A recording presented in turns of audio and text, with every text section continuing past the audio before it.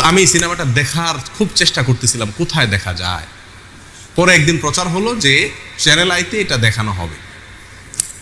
তো দেখতে বসলাম এবং আগাগোড়া পুরা সময় ব্যয় করে খাতা কলম নিয়ে বসে কি আছে এটাতে লেখার জন্য বসে গেলাম। ভারতের কলকাতার পশ্চিমবঙ্গের একজন বড় উপন্যাসিক সুনীল গঙ্গোপাধ্যায়, তিনি লালনকে কেন্দ্র করে লালনের জীবনের উপর একটা উপন্যাস লিখেছেন। সে উপন্যাসটার নাম হলো মনের মানুষ। এই মনের মানুষ উপন্যাসটা এটার আলোকে এটাকে স্ক্রিপ্ট হিসাবে নিয়ে একটা সিনেমা তৈরি করা হয়েছে কয়েক বছর আগে। সিনেমার নামও কি মনের মানুষ। এই সিনেমাটা, এই ফিল্মটা তৈরি করেছেন, এটার পরিচালনা করেছেন কলকাতার গৌতম ঘোষ এবং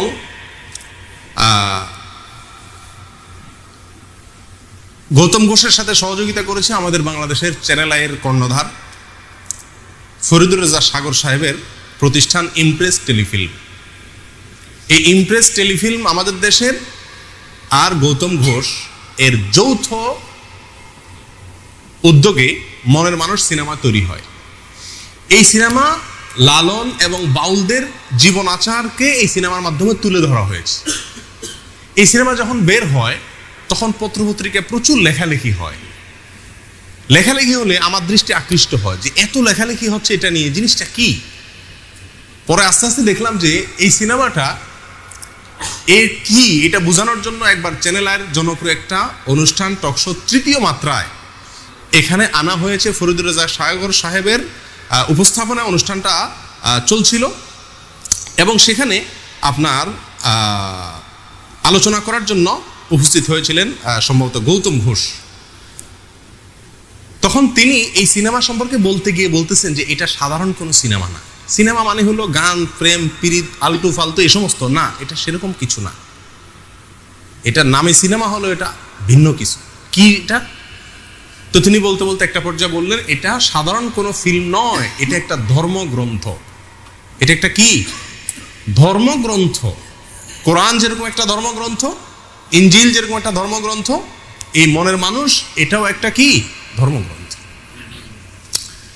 এবং এই সিনেমাকে কেন্দ্র করে এই কয়েকটা বেসরকারি চ্যানেলে বেশ কয়েকদিন ধরে কয়েকজন বাউলের মূল্যায়ন সাক্ষাৎকার প্রকাশ করছিল। সেখানে একবারে প্রকাশ্যে আমি নিজের চোখে দেখেছি, প্রকাশ্যে একাধিক বাউল দাবি করছিলেন যে লালন হলেন মোহাম্মদ যেরকম আরবের নবী ছিলেন, লালন হলেন বাংলার নবী। এবং তার এই কথার সমর্থনে ওই মিডিয়ার রিপোর্টার বেশ অনেকগুলো যুক্তি খাড়া করছিলেন। ঘটনা এখানেই শেষ নয়। এরপরে দেখলাম যে পত্রিকাতে খুব গুরুত্বের সাথে প্রকাশ হলো যে এই সিনেমা দেখানো হয়েছে ভারতের প্রেসিডেন্ট তৎকালীন প্রতিভা পাতিলকে এবং তৎকালীন প্রেসিডেন্ট মনমোহন সিংকে। আচ্ছা, প্রেসিডেন্ট প্রধানমন্ত্রী একটা দেশের, তাদের সিনেমা দেখার ফাও টাইম আছে নাকি? কিন্তু তাদেরকে দেখানো হয়েছে। এবং ভারতের আরো অনেক গুরুত্বপূর্ণ ব্যক্তিকে দেখানো হয়েছে। বাংলাদেশে এই সিনেমাটা বাংলাদেশের প্রেসিডেন্টকে দেখানো হয়েছে, প্রধানমন্ত্রীকে দেখানো হয়েছে। কাকরাইলে একটা সিনেমা হল রিজার্ভ করে ভাড়া করে সেখানে বাংলাদেশের সংসদের তৎকালীন স্পিকার অ্যাডভোকেট আব্দুল হামিদ এবং ৬০ জন বিশিষ্ট এমপিকে এই সিনেমা দেখানো হয়েছে। শুধু তাই নয়, বাংলাদেশ ক্রিকেট দলের সদস্যদেরকেও এই সিনেমা দেখানো হয়েছে। ব্যাপার কি আছে এই সিনেমায়, কি আছে এই ফিল্মে, এই সিনেমাতে, যে এটা সমস্ত গুরুত্বপূর্ণ ব্যক্তিকে দেখানো হচ্ছে। তখন আমি চিন্তা করলাম তো এটাতে তো কিছু আছে।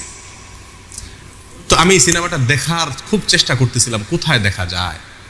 পরে একদিন প্রচার হলো যে চ্যানেল আইতে এটা দেখানো হবে। তো দেখতে বসলাম এবং আগাগোড়া পুরা সময় ব্যয় করে খাতা কলম নিয়ে বসে কি আছে এটাতে লেখার জন্য বসে গেলাম। এই সিনেমাটা মনের মানুষ, এই সিনেমাটা যখন বিভিন্ন হলে চলতেছে বাংলাদেশে, তখন চ্যানেল আইয়ের স্ক্রল নিউজে ওইটার প্রচার হতো যে কোথায় কোথায় চলতেছে, যাতে করে মানুষ কি করতে পারে, দেখতে পারে। তো এত দেখানোর জন্য খায় সেই সিনেমাটা, এটা তো অন্য কোনো বাণিজ্যিক সিনেমার মতো না, অস্বাভাবিক। যাই হোক, তো এই সিনেমা দেখার পরে যা বুঝলাম সেটা হলো যে আসলে বাংলাদেশের সাধারণ মানুষেরা মুসলিম, এই মুসলিমদেরকে ভিন্ন একটা ধর্মে দীক্ষিত করার একটা চেষ্টার অংশ হলো এই সিনেমা। কথা বুঝে আসছে প্রিয়দিনী ভাইরা? অনেকে হয়তো বলবেন যে বাউলদেরকে নিয়ে হঠাৎ করে বলার কারণ কি? এই কারণ হলো এগুলো, যে বাউলদেরকে নিয়ে কিছু মিডিয়া, কিছু বুদ্ধিজীবী, কিছু লোক আমাদের সমাজে এত বেশি মাতামাতি করছেন, এবং তাদেরকে শুধু মুসলিম নয়, মুসলিমদের মধ্যে একেবারে আধ্যাত্মিক মুসলিম, মারেফতি মুসলিম যেটাকে বলে, এরকম মুসলিম হিসাবে তাদেরকে সমাজের সামনে সাব্যস্ত করার চেষ্টা করছে।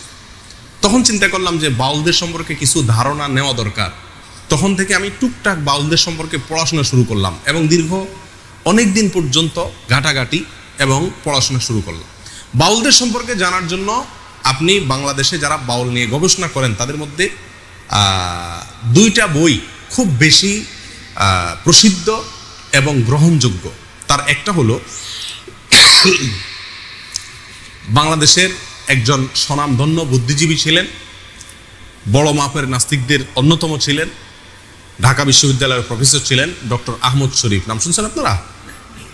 আহমদ শরীফ সাহেবের নাম শুনেন নাই? ওনার লেখা বই বাউল তত্ত্ব। আরেকটা বই লালন একাডেমির প্রতিষ্ঠাতা পরিচালক ডক্টর আনোয়ারুল করিম চৌধুরী, তার লেখা বই বাংলাদেশের বাউল, বাউল সমাজ, সাহিত্য, সঙ্গীত। এই দুইটা বইতে বাউলদের সম্পর্কে সবচেয়ে বিস্তারিত তথ্য উপাত্ত আছে, এবং এটা সবচেয়ে বেশি গ্রহণযোগ্য। কথা বুঝে আসছে?